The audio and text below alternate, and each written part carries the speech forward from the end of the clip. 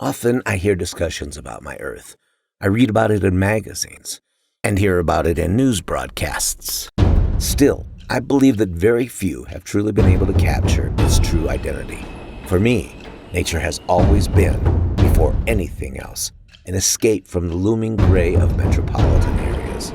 Every time I return to the country, I can feel my heart starting to warm again. I feel that man has sacrificed too much in favor of urbanization, and that, along the way, we have even lost some of ourselves. Rather than learn our lesson, though, we continue to perpetuate this violence against Mother Nature.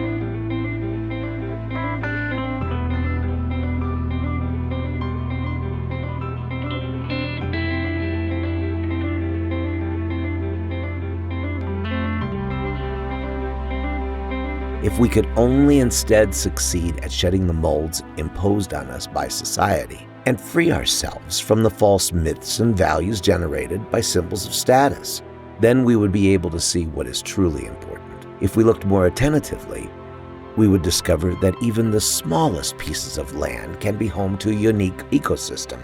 Every corner of the planet that goes unprotected is heritage lost, and every living angle is a legacy to protect.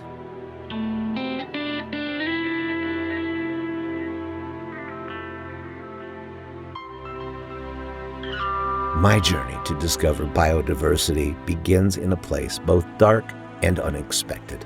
Often, we perceive darkness as the absence of something, but when light is shed upon this darkness, we can see that it can be the site of some great discoveries. Our territory plays host to more environments, such as this one, than one could possibly imagine.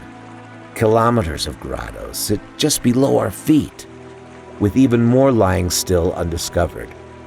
When we shine a light upon these walls of those caverns, we can admire the shapes carved away by water, which, in its meeting with Mother Earth, generates life. Life in these kinds of places assumes a discrete form, almost imperceptible by the human eye, but still of great interest. There are no stars in the endless nights of these subterranean ecosystems. However, outside of them, the blue sky gives way every day to another sunrise. To quote Marcel Proust, the real voyage of discovery consists not in seeking new landscapes, but in having new eyes. As we return to the north, even one of the most famous lakes in the world can reveal a new identity. Its branches wind themselves in loops, which reminds one of the languid shapes of a river, a legacy of its ancient origins, while the mountains tell stories of the crossings of man and nature, stories of boundaries, of conflict, and of traditions.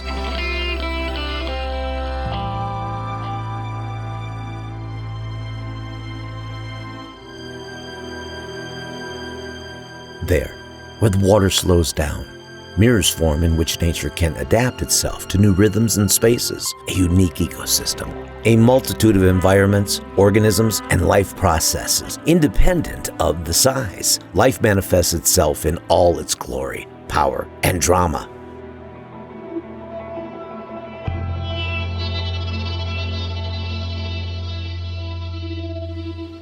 Continuing north through the valleys, the water creates an impetuous world of dizzying heights and crystalline ponds.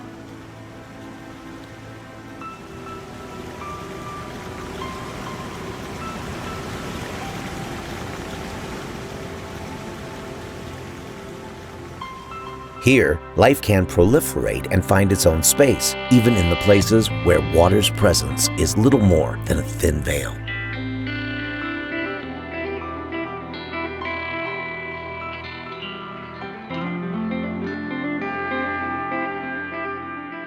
Waterfalls are a testament to the great endogenous powers which formed entire mountains during the immense colliding of continents. There, where the rocks seem to touch the sky, conditions are tougher and the fight to survive more fierce. Man has always treated these places with respect, finding his own balance within it, while nature has produced astonishing adaptations.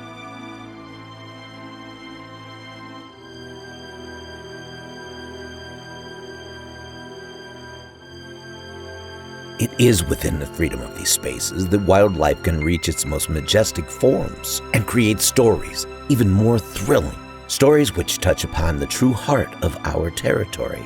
It is beating, living heart, which we must come to know and protect in order to truly reach our own.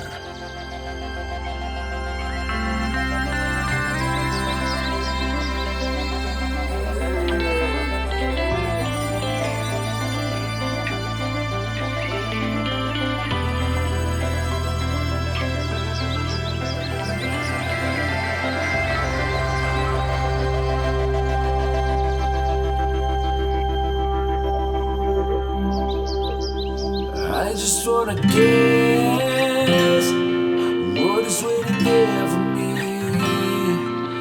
I need to spin around to find the world I wanna live.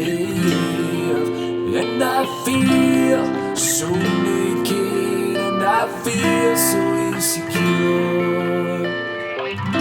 Start breathing, life begins.